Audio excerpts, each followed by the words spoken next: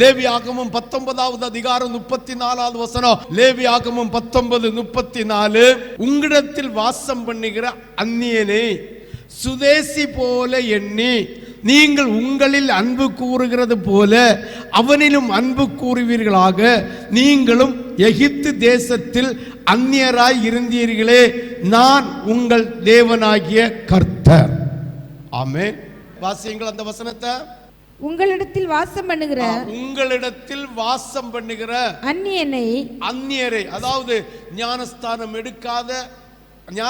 எடுக்காத பரிசுத்த ஆவியை பெறாத அந்நியரை, சுதேசியை போல, நம்முடைய திருச்சபையில் இருக்கிற பிள்ளைகளை போல, சுதேசியை போல, உனக்கு தெரிஞ்சவர்களை போல, வாசி, சுதேசி போல எண்ணி நீங்கள் உங்களில் அன்பு கூறுகிறது போல, உங்களிடத்தில் நீங்கள் அன்பு கூறுகிறது போல அவனிலும் அன்பு கூறுவீர்களாக.